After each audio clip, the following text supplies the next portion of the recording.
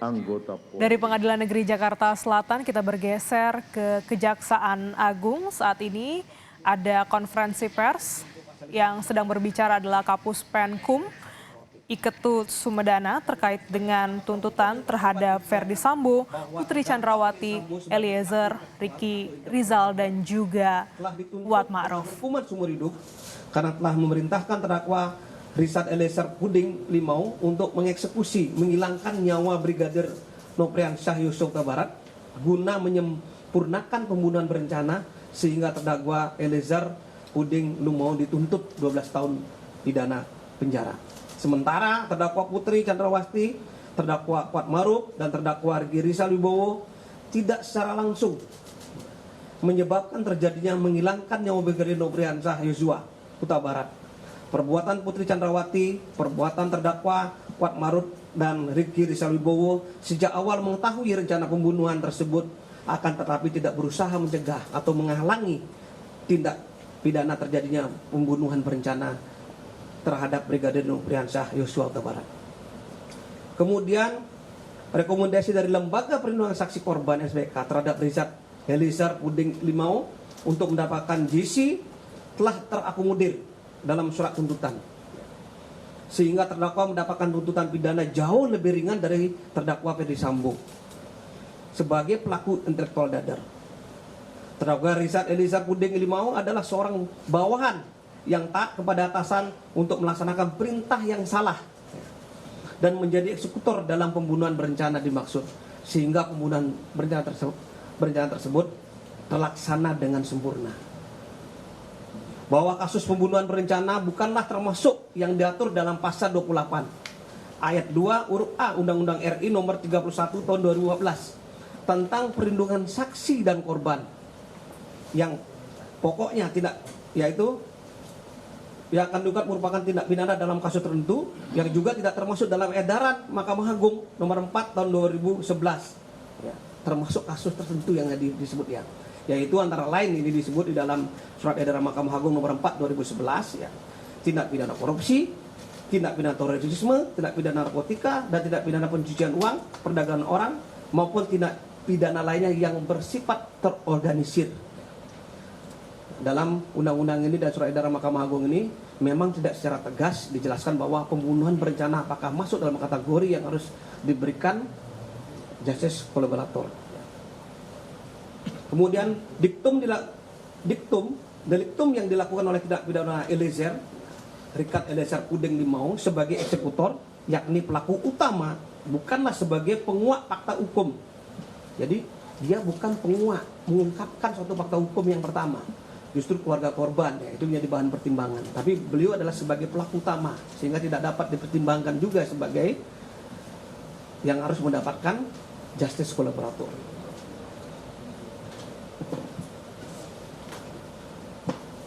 Itu juga sudah sesuai dengan SEMA nomor 4 2011 dan Undang-Undang Perlindungan Saksi dan Korban.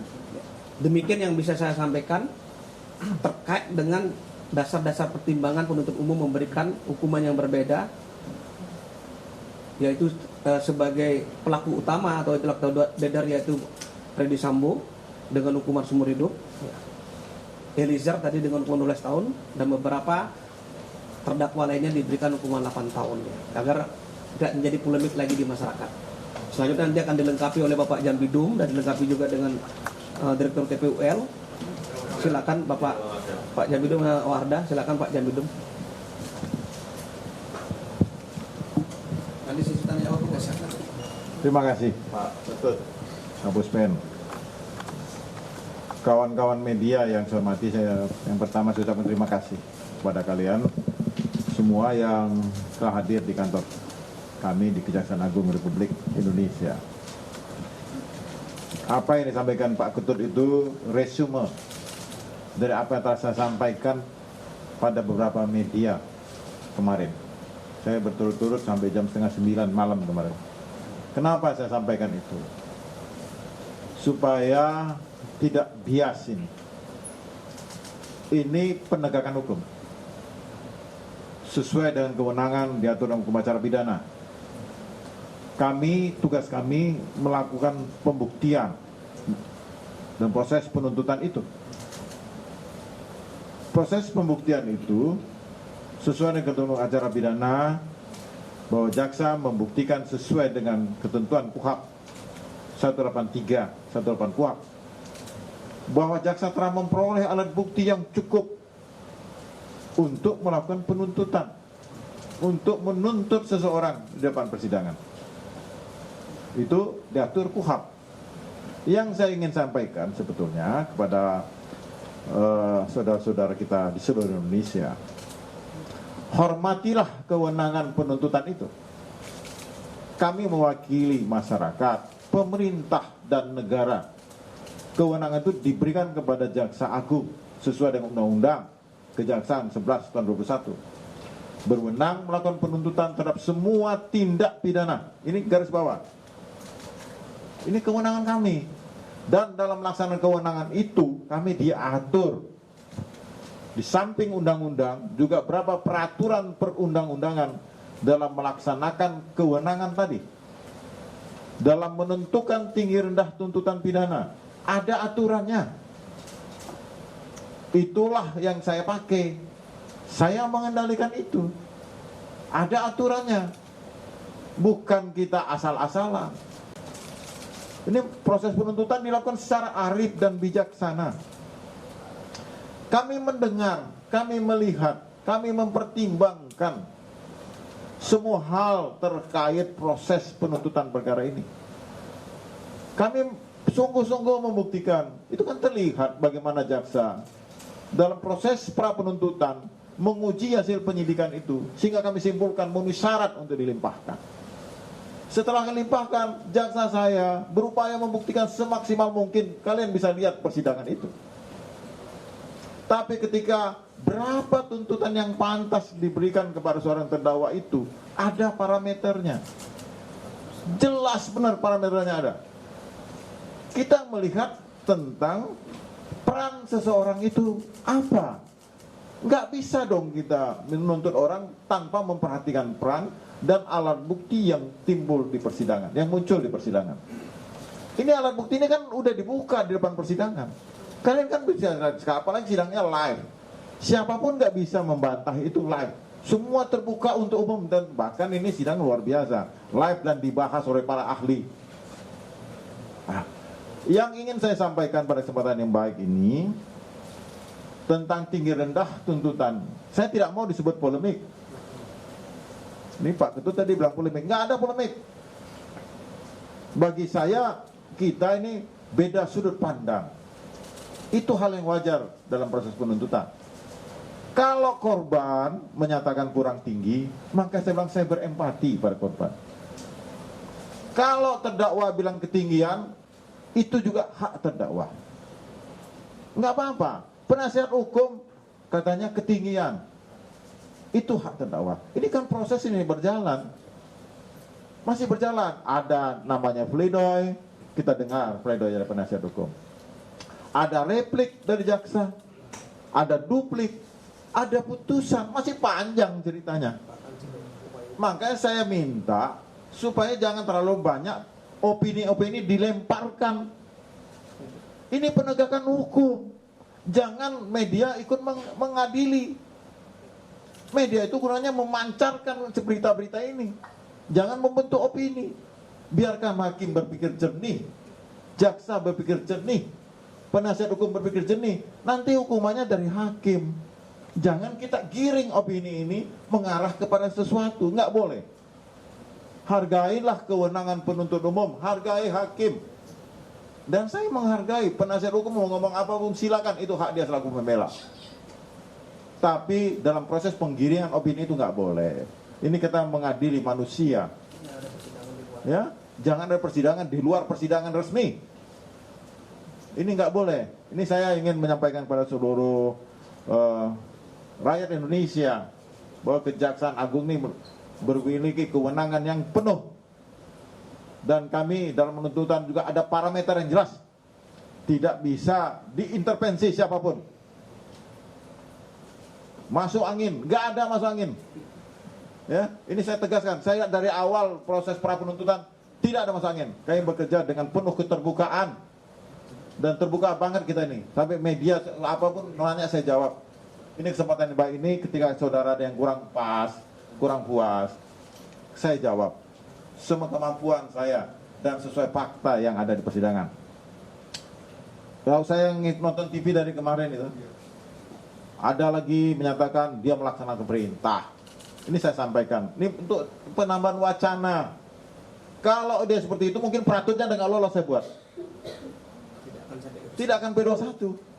Ini udah P21, udah sidang limpah terbukti, dibilang juga tidak melaksanakan perintah jabatan yang sah. Perintah jabatan yang sah itu sesuai dengan kewenangannya. Dia memang memerintah bisa memerintah untuk membunuh, kan tidak boleh, tidak ada dalam KUHP, dalam undang-undang. Jadi jangan dipleset-plesetkan ini. Sekiranya pengamat berpendapat, silakanlah. Silakan berpendapat apapun, saya hormati. Beda pendapat, beda sudut pandang, bukan polemik loh. Saya nggak mau bilang polemik, nggak ada polemik. Yang ada beda sudut pandang. Sudut pandang saya adalah membuktikan surat dakwaan yang dibuat oleh jaksa. Bagaimana jaksa menuntut secara arif, memberikan keadilan. Tapi tidak semua bisa saya penuhi permintaan itu. Tapi kan punya parameter yang jelas dalam melakukan penuntutan sesuai dengan ketentuan dan kewenangan yang ditentukan oleh undang-undang kepada Kejaksaan Agung Republik Indonesia dan Jaksa Penuntut Umum.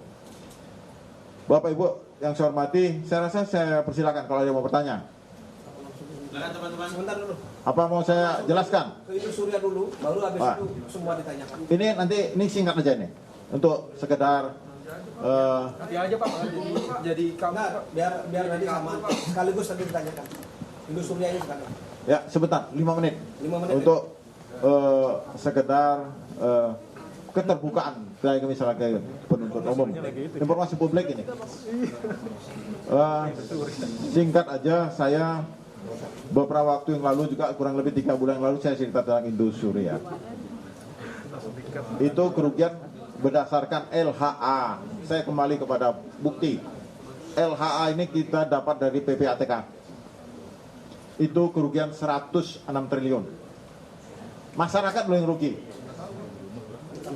Bukan negara. Uang ini dari masyarakat.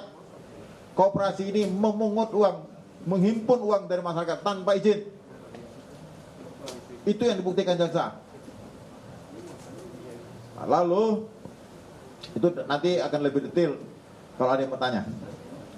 Lalu pada hari Selasa kemarin saya mendapat laporan dari jaksa saya bahwa hakim telah membebaskan salah satu tersangka, Juni Idria. Ya, yang perlu saya menghormati keputusan hakim. Saya pada penegak hukum, makanya bilang beda sudut pandang itu nggak apa-apa. Saya menghormati putusan pengadilan, tapi kami melakukan upaya hukum kasasi dalam perkara ini. Kenapa saya segera akan menyatakan kasasi? Karena di belakang kasus ini 23.000 orang mengalami kerugian. Dan hakim dalam pertimbangannya.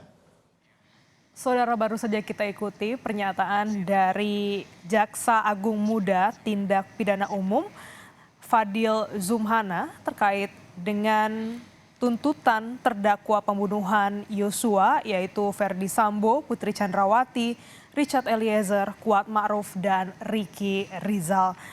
Jampidum menyatakan bahwa perbedaan sudut pandang ini adalah hal yang wajar dalam penuntutan dan Jampidum meminta agar semua pihak menghormati kewenangan dari jaksa untuk melakukan penuntutan dalam kasus ini.